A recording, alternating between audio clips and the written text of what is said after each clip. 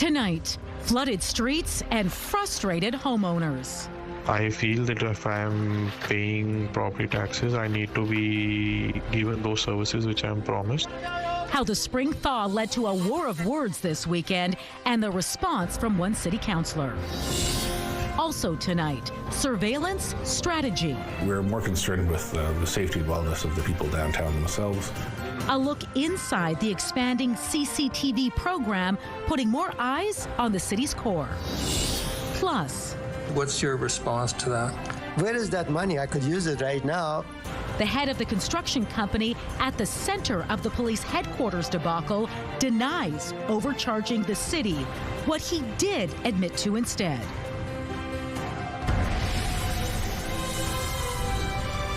CTV News.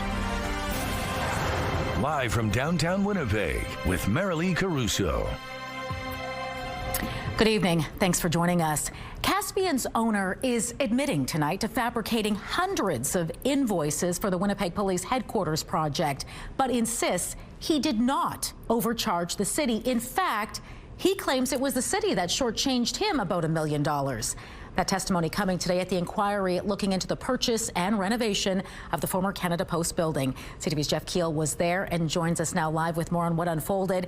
Jeff, how is Caspian explaining these falsified invoices? Babakanian says the city was demanding invoices, which was a sore point for him, and he says he made up amounts based on budget line items. Despite an admission he falsified invoices, Caspian's owner says he never overbilled the city for the police station project, and in fact, he is owed money. How much was the amount that you were not paid? Closer to $1 million. Armak Babakanians is on the stand during the police HQ inquiry's second phase called the Money Trail. Earlier testimony from our forensic accountant estimated excess claims for the work ranged between $45 and $50 million. What's your response to that? Where is that money? I could use it right now. Babakanian says he was frustrated the city was constantly demanding invoices for work being done, which he believes he was under no obligation to provide. Instead, he says he made up amounts based upon line items from a document jointly produced by Caspian and the city. The Caspian owner admitted he falsified invoices, which he said was wrong, but said he did not receive additional money as a result. Did you submit these made-up invoices to get more money than what the price the city agreed to? No, sir. He testified he was actually shorted $1 million by the city. Would you ever enter into another contract with the city of Winnipeg under the terms that they put forward in their contract? I'm going to say the category, hell no. Caspian settled a lawsuit with the city for up to $28 million. Babakanian says he is finalizing a deal with a financial institution to secure the necessary funds. He said he decided to settle for commercial and family considerations. It just tore our family apart. It just did. I couldn't see the pain watching my granddaughters. Babakanian says he has paid more than $5 million in legal fees as a result. Now, just a reminder, the purpose of the inquiry is to gather information, not to assign blame. So, Jeff, what is the status of the legal settlement in terms of payment? Marilee, today is deadline day. If the settlement is satisfied today, the cost is $23 million. If not, the city says it will seek a judgment for $28 million. The city has previously placed a security lien on a handful of Caspian properties. All right, thanks for this, Jeff. The man accused in the cold case of killing a woman 17 years ago has pleaded guilty to a lesser charge. Kevin Q of Vancouver was charged in 2024 in connection to the 2007 killing of 24-year-old Crystal Saunders. He was initially charged with second-degree murder, but has since pleaded guilty to manslaughter. Sentencing is set for Thursday. Both the Crown and Q's lawyer are recommending a sentence of 12 years. At the time of Q's arrest, Mountie said advancements in DNA technology managed to link him to the crime, but it took several more years for investigators to gather enough evidence to lay charges. RCMP say Q was originally from Winnipeg and had been in contact with Sanders the night before she was found dead. Frozen drains, flooded streets, and frustrated homeowners. The spring thaw is leaving a number of homeowners with no choice but to take matters into their own hands and wade through icy water to clear blocked drains and catch basins. And That's not sitting well with all city homeowners. Tonight, CTV's Daniel Helmerson is standing by live to explain. Daniel, videos and posts of flooded streets flooded social media over the weekend. They sure did, Marilee. If you were on social media, you likely saw them. One video in particular of a pair of neighbors in Bridgewater trying to clear a drain garnered a lot of attention, especially after it called out the area's councillor complaining about the city's slow response. There's a lot more waterfront property around the city these days. The spring freeze-thaw cycle is plugging road drains and causing headaches for many homeowners. I knew that I'll have to take matters in my hand. I took a shovel, whatever I had. I went inside the water and I started breaking the ice. That's Gurishish Singh in the blue t-shirt, hacking away at ice under nearly knee-deep water over the weekend. He and a neighbor spent almost 2 hours trying to clear the drain on their street in Bridgewater. By the time we were done, our feet were numb. I couldn't feel my feet for the next 20, 25, 30 minutes. Singh says he contacted 311 to report the issue a couple days earlier, but later learned his request wouldn't be fulfilled until March 30th. 11 days after the fact. And he says calls to City Councillor Janice Lukes went unanswered until he called her out on social media, and it worked. Almost 24 hours later, she showed up at his door, but Singh says Lukes wasn't necessarily there to apologize. The conversation was that why did I write that I called her 15 times, and I tried to portray her image as someone who's inaccessible. I feel that if I'm paying property taxes, I need to be given those services which I'm promised. In response, Lukes says Singh did all the right things, but flooded streets are an issue every spring, and the city's ability to tackle them comes down to supply and demand. She says there's more than 60,000 drains and only 19 steamers, and city crews prioritize clearing based on potential for property damage. So Lukes is asking residents to help out if they're able to. If you've got a problem, if the drain looks like it's plugged, if you're able to, pour some hot water on it, go out with a little pick and pick away at it. And some Winnipeggers did just that this weekend. Tyler Crichton and a crew of friends hit the streets of St. James and had a little fun while they were at it. The feeling you get when you actually get the water moving, right, and then you see it swirling and making the noises, that's the best part. Like, it's so good. Their drain clearing video has since gone viral, and Crichton's encouraging others to get out and help. I think it's good to come together as a community and take care of your community as neighbors, right? Now, if you can't clear the drains, Luke says absolutely report the issue 311. She says share as much information as you can, including photos, to help city crews assess the situation. Danny, how many spring flooding calls has the city responded to so far? A city spokesperson says those stats should be available later this week, Marilee, though 10 crews are currently tackling drain problems around the clock. All right, thanks for this, Daniel. The first First Nations woman elected to the Manitoba legislature has died. Amanda Lathlin was just 49 years old. The news comes after Lathlin took a leave of absence last month due to health issues. In a statement Saturday, Manitoba's NDP said Lathlin was a tireless advocate for families and northern Manitobans.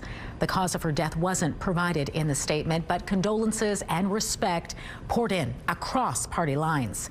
In a social media post, Premier Wab Kinew says, quote, Amanda was one of a kind voice for the North and the PAW and her community of Opaskwayak Cree Nation, where she previously served as councillor.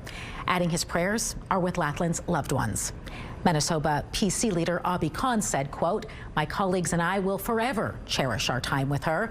On behalf of all progressive conservative MLAs, we send our condolences to the entire NDP caucus and all of those who loved Amanda. My heart is with Amanda's family. Visitors to Fort White Alive learned about ethical fishing over the weekend. How many fish you guys caught? 0! We've all been there, girls. Better luck next time. Saturday, the Manitoba Wildlife Federation held its 5th annual ice fishing festival. The event offered all of the equipment and supplies for free, and even better, you didn't even need a fishing license.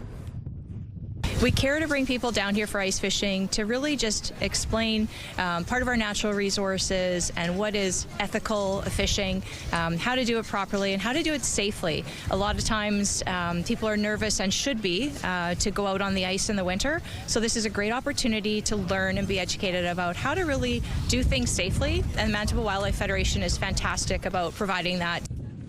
Volunteers showed scale sampling for attendees to show what ethical fishing means and practiced putting fish back into the water.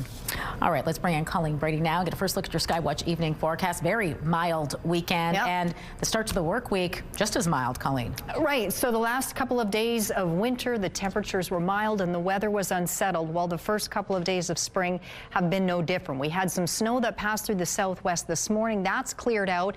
It even came through Winnipeg and the Red River Valley mid-afternoon, but you can see rain is still falling closer to the international border near Emerson, and all this is heading toward northwestern Ontario. In fact, it's already snowing in Kenora. There is more snow on the way behind that will affect different parts of the province, and yes, that will include Winnipeg. I'll show you when coming up, but for now, the CTV Live Eye is brought to you by Bathfitter, exclusive home of the PermaFit solution in Winnipeg right now.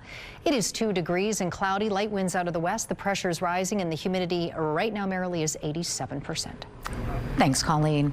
A new study suggests Winnipeggers are almost evenly split on the idea of lowering the city's default speed limit, but more people are opposed and feel more strongly about the issue than those in favor.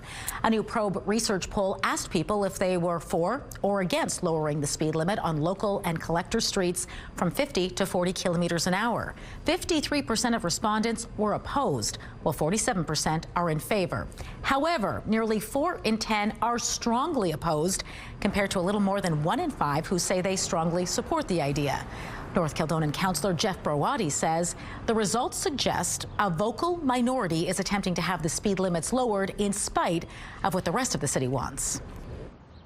The majority of collisions on our streets that involve any type of injuries are not on these local residential streets or even the collector streets in residential neighborhoods. By lowering the speed limit, we're creating something artificial.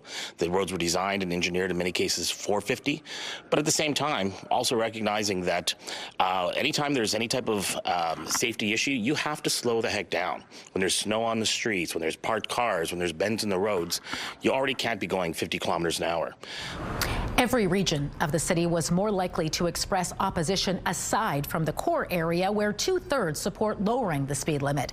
600 Winnipeg adults were surveyed between March 1st and 17th for the survey, which has a margin of error of plus or minus 4 percentage points. On Thursday, City Council will vote on whether to lobby the province and amend the Highway Traffic Act to permit Winnipeg to lower its default speed limit.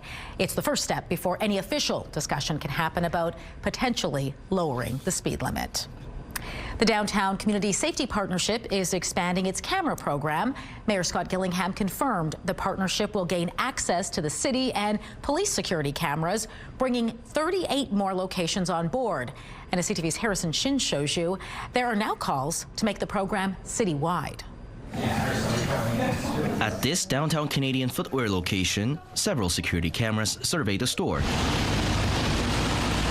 And these exterior cameras trained on the street help Downtown Community Safety Partnership's Beacon program. The Beacon is a CCTV network that's made up of cameras mostly from the private sector and private organizations where they partner with DCSP, where we can live monitor their camera feeds for public safety and wellness concerns. Canadian Footwear joined back in 2023 when the program started. Brian Sharfstein says it's been reassuring. It certainly gives us the ability to know that on the streets or outside of our store, that there's somebody watching the monitors and being able to see if there are issues or just be able to make sure that everything is safe on our streets. There are 7 downtown locations with a total of 49 cameras right now. McDonald says city and police cameras will join Beacon, bringing the total to about 45 locations and 100 cameras, something Mayor Scott Gillingham confirmed. It allows the DCSP and their partner agencies to really monitor what's happening in the downtown. Yes, they look for criminal activity, but primarily they're looking for people who are struggling with social issues. Back at Canadian Footwear, Sharfstein says the program should expand to the whole city. It should be part of our business tax being used to have a CCTV Beacon program that is throughout our city, and it'll make it a safer city overall. A spokesperson for Winnipeg Police says their cameras will be connected to DCSP in the near future, adding they won't have access to other cameras. Harrison Shin, CTV News, Winnipeg. The surging cost of fuel, coupled with other economic headwinds, may start pushing commuters towards car sharing services. The head of Peg City Car Co-op, Philip Mikulik says he hasn't noticed an uptick in membership just yet, but suspects it may be on the horizon. He says the decision to sign up is usually more nuanced than simply just the price of fuel at any given time. But considering the financial strain many people are already under, the skyrocketing price of gas may just be the push people need. And definitely supply chain issues, those increasing in costs due to inflation, post-pandemic, were things that really got people excited about car sharing. I think it's also people just realizing that if there's ways that they can reduce their carbon footprint, things like that, has led to more people choosing car sharing over car ownership. Mikulik says the company's seen some of its fastest growth over the past 5 years and has even had to double the size of its fleet. This all comes as the average price of regular gasoline, according to GasBuddy.com, hit $171.1 today. That's up 10 cents from last week and 48.5 cents from just a month ago.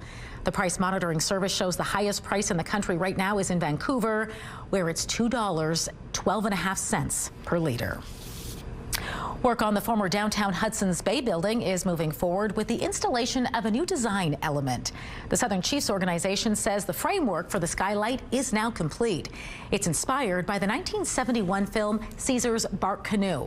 The wood used is black spruce, harvested from Quebec and fabricated right here in Kleefeld, Manitoba. 36 pieces were installed in all. The completion of the wood framework allows the next steps in the skylight installation.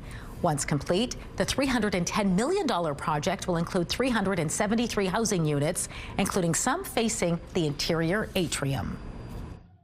It was important for us to have that to make those units more comfortable, and I think that works for the design.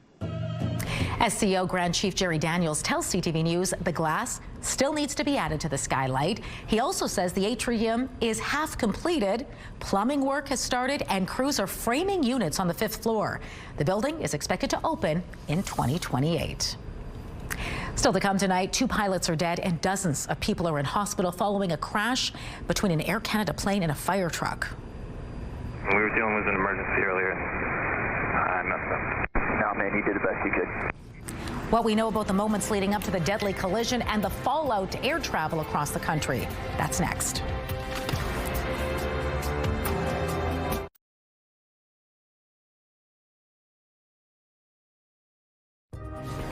Taking a look at the markets tonight, crude oil lost $10. The loonie closed flat at 72.90 cents U.S. Gold futures plunged $167. The TSX added 566 points. The Dow Jones jumped 631 points, while the Nasdaq rose 299 points. Mass layoffs at Algoma Steel in Sault Ste. Marie, Ontario have taken effect. Hundreds of employees worked their final shift today. We're all humans making all these decisions on who should stay and who shouldn't based on seniority, and people are phoning in. We're having to go back and double check our work to make sure that it is based on the collective agreement. Last December, the company said it was cutting 1,000 jobs because of U.S. tariffs on Canadian steel. Many of the employees affected took retirement, resigned, or are on sick leave. More layoffs are expected.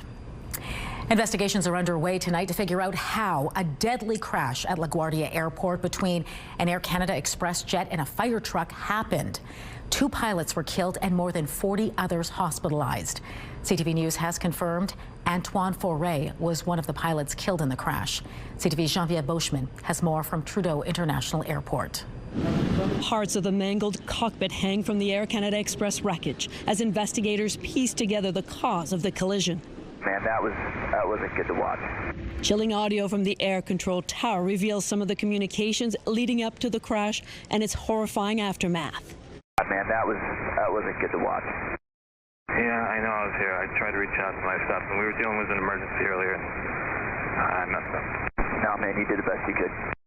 At around 11:40 p.m. Sunday, a Port Authority fire truck is responding to another emergency. Another plane reporting odor in the cabin. Truck 1 and Company, LaGuardia Tower, requesting to cross 4 at Delta. Truck 1 and Company, cross 4 at Delta. Truck 1 and Company, crossing 4 at Delta. Stop, Truck 1. Stop. Stop, Truck 1. Stop.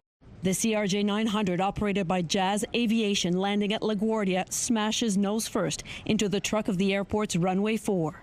Sadly, the 2 pilots are confirmed deceased, and notifications are being made by Air Canada's care team at this time.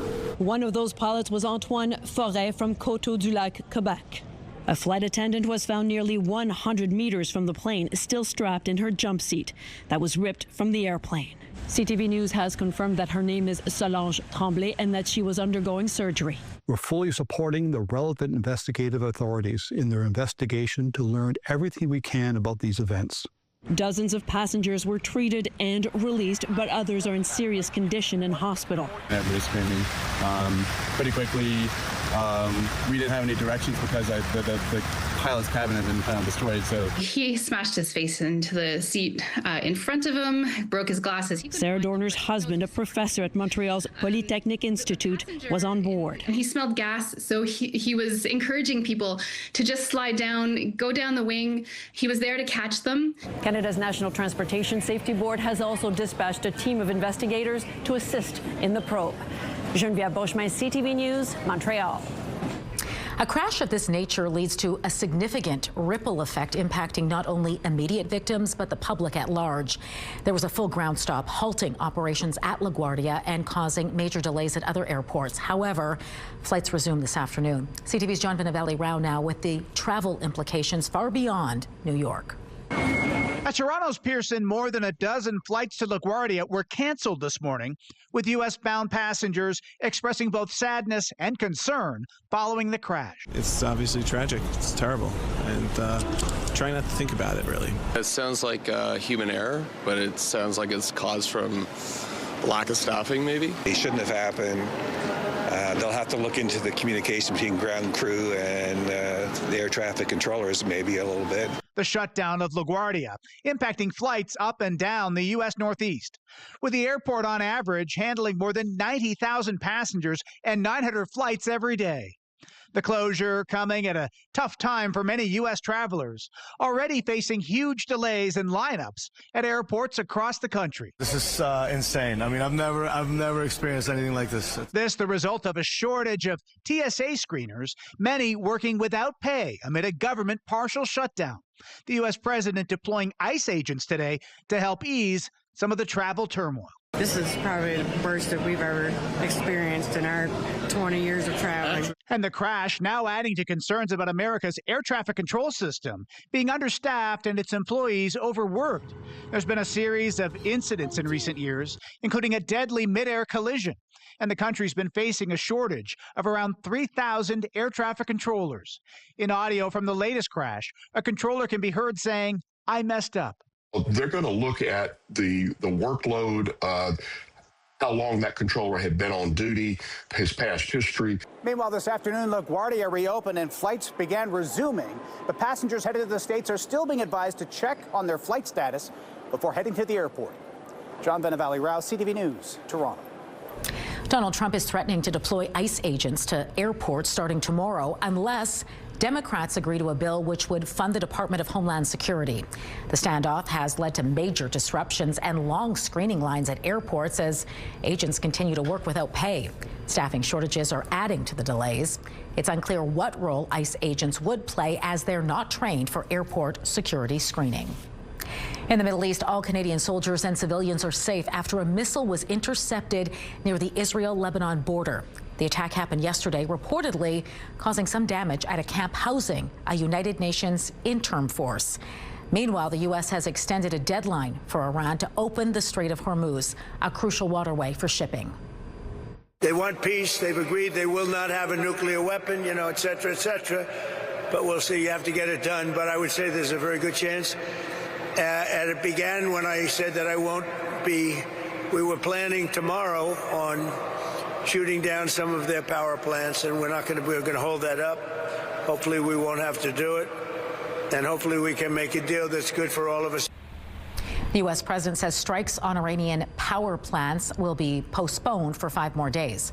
Donald Trump insists American envoys have been talking with a respected Iranian leader, but Tehran denies any such negotiations have taken place.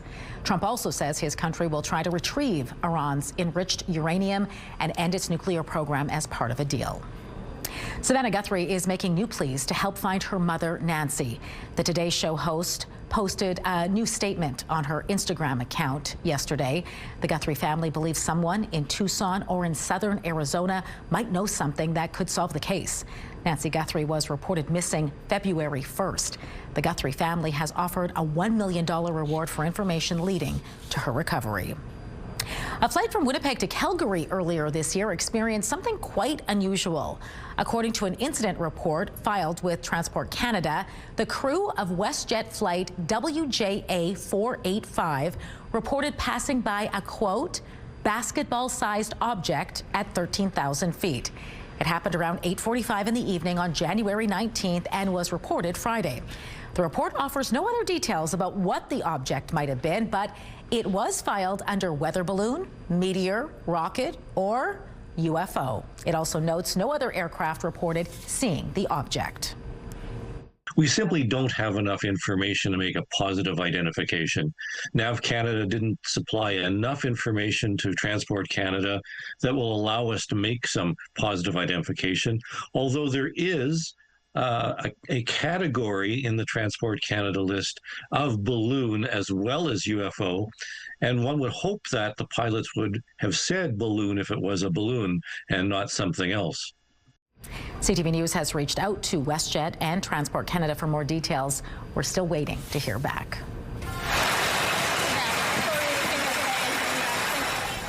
A bittersweet ending to the Women's World Curling Championships for Gimli's Carrie Anerson. We take you to yesterday's gold medal match when we return. The long-range forecast for Winnipeg starts Wednesday with snow coming through the city, but not just Winnipeg. I'll show you several regions set to receive this snow coming through. The daytime high that day, -1 degree, then cooler but drier and brighter from that point on. Thursday, -8 degrees under a mix of sun and cloud, warmer, -4 by Friday, mostly sunny.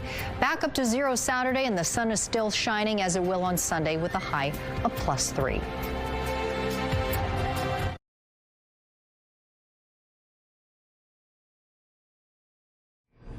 Carrie Anerson's bid for a first Women's World Curling Championship fell short Sunday. Val Sweeting is urging them on. You got to get the shot rock. You got to get there and tap this back. Get there and tap this back. You've got to be the shot rock. Move it far enough, and they will not. Anerson needed at least 1 point in the 10th end to keep the game alive, but as you saw, the Swiss team didn't leave much room for error and ended up taking a 7-5 victory. Anerson's team won bronze at the 2022 and 2023 championships.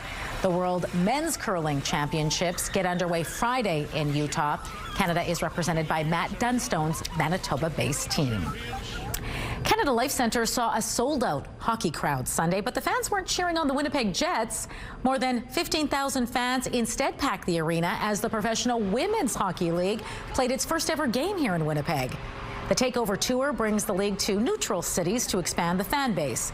With packed morning practices in Winnipeg and a sold-out game, it has fans and some Manitoba-born players wondering if the city could soon be home to the league's 9th franchise.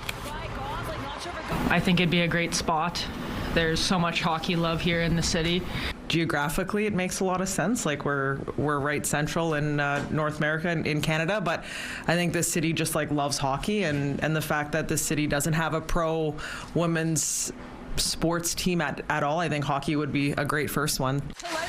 No word from the league if that's a possibility. As for the game, the Ottawa Charge beat the Montreal Victoire 2-1 in overtime. The Meteorological Organization says the past 11 years have been the hottest since records began in 1850. When history repeats itself 11 times, it is no longer a coincidence. It's a call to act. The report says 2024 was the hottest year at about 1.55 degrees Celsius above pre-industrial average. The report is also detailing glacier loss from key sites around the world, with exceptional losses reported in Iceland and North America. The UN is also warning sea levels are rising as glaciers and sea ice vanish.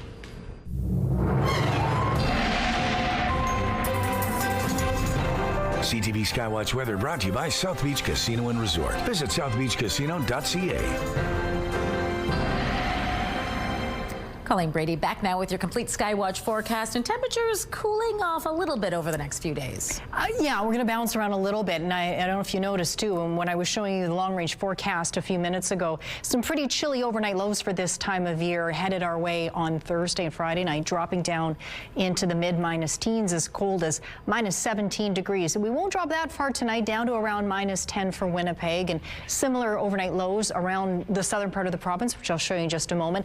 Clearing skies now across the southwest after some morning snow there. Some of that light snow reached Winnipeg. There may still be a little bit yet, maybe even showers for Winnipeg, still a chance. And there's that light rain closer to the international border. Northwestern Ontario, the snow is falling lightly in Kenora, but both forms of precipitation are headed your way over the next few hours. It doesn't stick around long. You can see in the futurecast really already in the next couple of hours. It moves pretty quickly. Meanwhile, significant clearing in behind that. Some areas will stay partially cloudy like Winnipeg, but there's a good chance we'll see fog develop overnight across the south ahead of this guy. Another system. Now, central parts of the province had a low that crossed through the region today, and it brought different amounts of snow. This one will take a similar track through central and northern parts of the province tomorrow with not as much snow. But while we're watching this one, keep your eyes peeled on what's coming up behind. This is the much more significant system, but throughout the day we'll see that snow come through on Tuesday through southern, well, it will dip down at times into southern areas, but principally a little further north, the Interlake and into central regions. But this other one quickly catches up, and at this point it looks like it will start to move in on Tuesday night and then really get going once we get into Wednesday morning. Now, at this point, Environment and Climate Change Canada forecast potentially 10 to 15 centimeters of snow in a large swath. Exactly where we will likely see those higher amounts, unclear at this point, but you can see along the southern edge of this system too, on Wednesday evening there's the potential for freezing rain as well as outright rain showers, with these temperatures being as mild as they are. Tonight, dropping a little bit below normal, down to minus 10 again, with the outside chance of a few more flurries, maybe a shower yet this evening. Partly cloudy after that. These winds will start to ease up too out of the southwest, but watch for fog developing overnight and potentially into the commute. Otherwise, mix of sun and cloud, 1 degree, and then we'll see clouds just build up throughout the day. The temperature holding fairly steady, mainly cloudy skies. Then we get up into the north tonight. If the snow hasn't already ended for you in Gillam, it will shortly. But look at these temperatures in the minus 30s for Gillam and Churchill. Thompson, minus 32, a few clouds there tonight. Island Lake, you'll see a little bit more snow coming through tomorrow, minus 16 degrees. Light snow most likely for Flin Flon and Norway House in the northwest. In the minus 20s, you go minus 31 for Lynn Lake, mix of sun and cloud there, minus 17, before the rest of the region gets more snow coming through tomorrow. As the sky clears in Brandon, it will cloud over in Dauphin, but all across the southwest, watch for fog overnight. Lows minus 11, minus 13 degrees. Some snow starts tomorrow first for Swan River and Dauphin later on in the day. Winnipeg in the southeast, watch for fog developing overnight. Partly cloudy otherwise. Overnight lows minus 9, minus 10. Increasing cloud throughout the day. Temperatures getting just above the freezing mark. And in northwestern Ontario, some mixed precipitation this evening. Partly cloudy or a mix of sun and cloud around the region tomorrow, with highs hovering around freezing. Getting a little warmer in Fort Frances, up to 4 degrees there. Our first weather photo looks at the beautiful northern lights over Hecla Grindstone Provincial Park. That photo is from Cheryl. That's in the Interlake. And this next photo is lovely too. This is out near Mitchell, Manitoba. That photo is from Hans. Send us yours by email to winnipegweather@ctv.ca. Thanks, Colleen. Some serious chili business went down in St. Norbert over the weekend.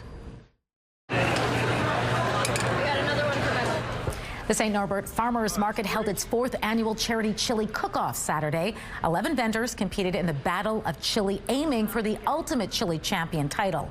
All of the proceeds from the ticket sales were donated to a charity chosen by the winning chef. The market's executive director, Danielle Mondor, says every year the tension gets thicker. We have some real serious chefs who take it quite seriously and keep their recipe close to their chest and highlight a lot of local ingredients.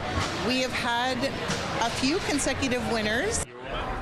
200 voters cast ballots. That Iguana Chef's Kitchen came in first, Cochrane Creek Farm in second place, and Mama B's Jamaican Patties in third place. The chefs behind those competitors chose Manitoba Mutt's Dog Rescue, Rossbrook House, and Sleep in Heavenly Peace for their donations. In a matter of a few minutes, they left with 20 grand worth of stuff.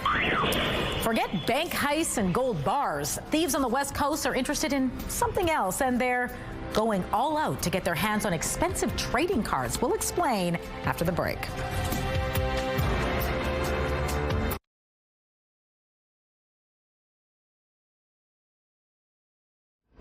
Business owners in British Columbia are being plagued by a rash of break-ins, and the merchandise attracting the thieves is Pokemon cards. Andrew Johnson explains.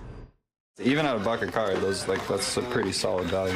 Business is brisk at Jesse Guyon's New Westminster, BC collectibles shop, but the bartering is taking place behind bars after what happened in January. Even watching it back now is just infuriating. Watching this, 4 hooded thieves bashing their way into his store and making off with as many Pokemon cards as they could carry. In a matter of a few minutes, they left with 20 grand worth of stuff. It's devastating as a small business owner, especially. Guyon is unfortunately not alone. Thieves used a car to bust their way into an Abbotsford shop, leaving 2.5 minutes later with $30,000 in product, mostly Pokemon. A few days later, this was the scene in Burnaby after a 2:30 a.m. smash job, the third break-in here in 6 months. You work really hard to, bring your dream to life, but then, hear people trying to take away your livelihood. Stores have also been hit from Halifax to Toronto. In New York, armed thieves went in during the day, part of a Pokemon problem coinciding with a post-COVID popularity boom and soaring card values. $3,400 is about market price of what this card goes for. Police say once stolen, they're easy to sell and hard for investigators to find. Very difficult to track that type of merchandise. Certainly more difficult than something traditional like, say, electronics. Police are recommending small business owners running a shop like this reach out and have officers come by to sweep the store and make some recommendations to increase security, even on a budget.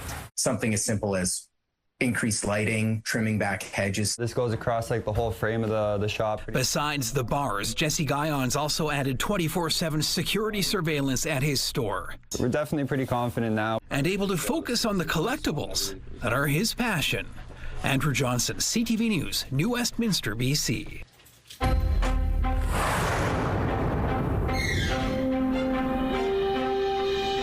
A new study suggests the cost of medication is preventing Black people in Canada from filling their prescriptions at a higher rate than white people.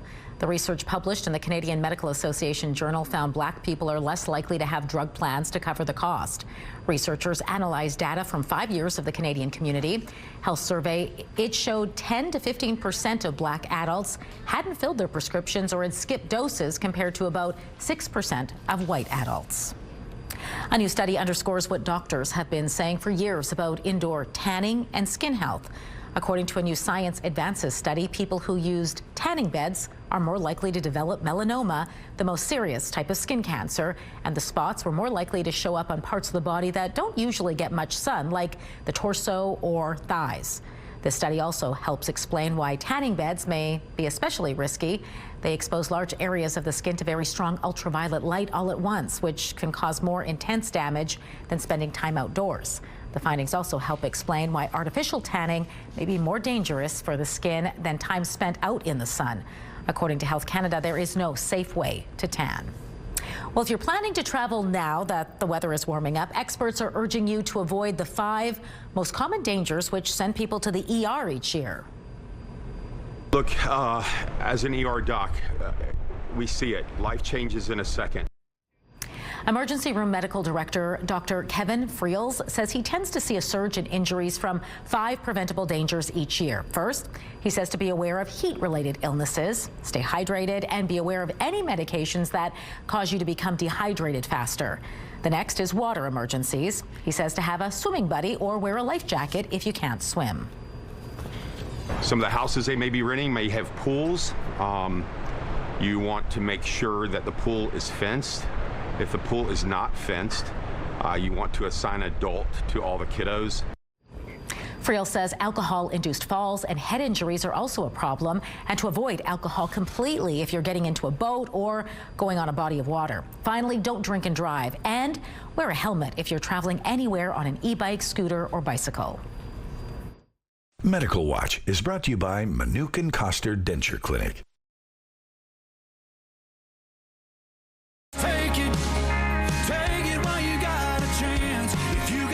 Get your boots and cowboy hats ready. Award-winning country musician Cody Johnson is bringing his latest tour to our city. Those details next in Spotlight.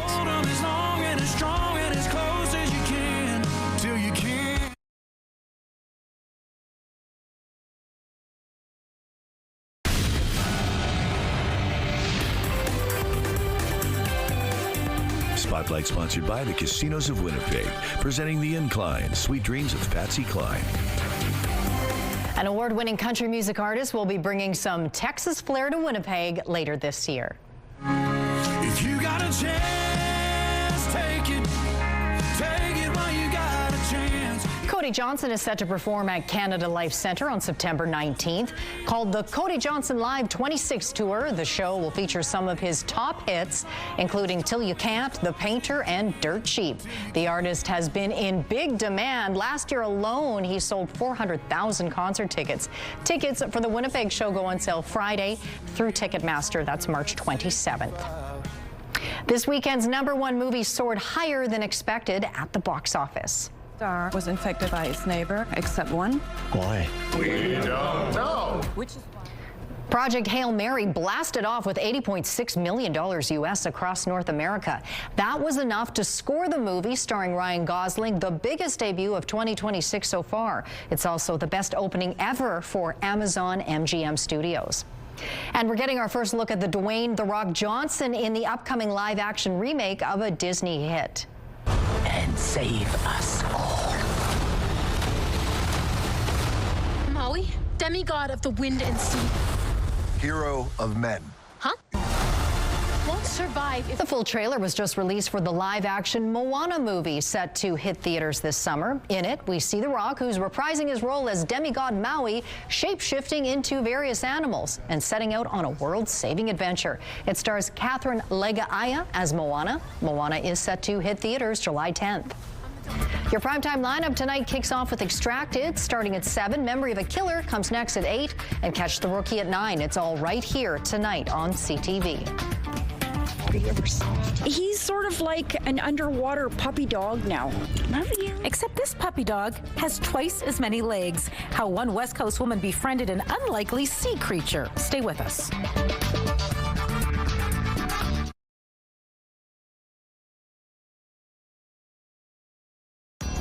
Women's clothing provided by RW & Company. Salon services provided by Essentique Spa Salon. Well, 2 degrees was the highest temperature of the day, and that is the normal high for this time of year. Now, do you ever have one of those moments where sometimes you write something down or you type something, you look at it later and you go, huh, why did I write that? I told you earlier it was going to be 1 degree by tomorrow morning. Try -9 on the way to a high of 1 in the afternoon. Because, yeah, that'd be a pretty big jump to go from -10 to 1 degree in about 2 hours. It can happen. It won't tomorrow. Chance still of flurries or showers this evening, although the chance is decreasing. Increasing clouds Tuesday, snow by Wednesday. Thanks, Colleen. A Victoria, BC woman's daily walk on the beach resulted in her forming a friendship with an 8-legged creature. CTV's Adam Sawatsky has the story. When Catherine Dobrovolsky began her daily walks by the water, she never expected to form a friendship. I just wanted to get some exercise in, enjoy the fresh air. But Catherine soon realized she wasn't alone in being active by the ocean. Every day there was something new here. It became addictive. While the creatures Catherine encountered and caught on camera were countless, there was just one that really captured her imagination. Just watching it camouflage and the way it moved, I was hooked. Catherine kept her eye out for other little octopi until one day she noticed a big blob. I just said, oh my God, I got to get a better, closer look. Catherine was surprised to find the biggest octopus she'd ever seen, who rushed to get a better, closer look at her too. I'm scared. The grip was so tight, it felt like I was getting my blood pressure taken in my legs, and I was petrified. I was freaking out. Catherine attempted to calm herself down by taking big breaths. I just all of a sudden started to relax, and then he did. The octopus loosened its grip, left her leg, and transformed into a shape that felt like the start of a wordless conversation. There was a connection. He felt me and I felt him. Oh, you're beautiful. And they spent the next hour together. Look at you. It was the best day of my life. Before continuing their conversation over the past few weeks. Oh my God, are you ever soft? He's sort of like an underwater puppy dog now. Love you. Now, Catherine says the octopus she calls baby seems to recognize her, regularly swimming up to her leg to give a hug and receive an appreciative pat. Oh, look at you. You're so pretty. Now we're buds. And their friendship, Catherine says, is powerful and a privilege. I was giving him love, and he gave me love back. A love that Catherine hopes will inspire others to connect with the natural world, with curiosity, appreciation, and respect. Great baby. Adam Sawatsky, CTV News, Victoria. That's wild. I would have been out of that water so fast. Pretty cool for her. I'm glad she's into it. I like my puppy dogs with 4 legs. It is National Puppy Day today, too, in other news. But yeah, there's a pot for every lid, they say. I'm scared of some things. Have a great night. We'll see you back here tomorrow.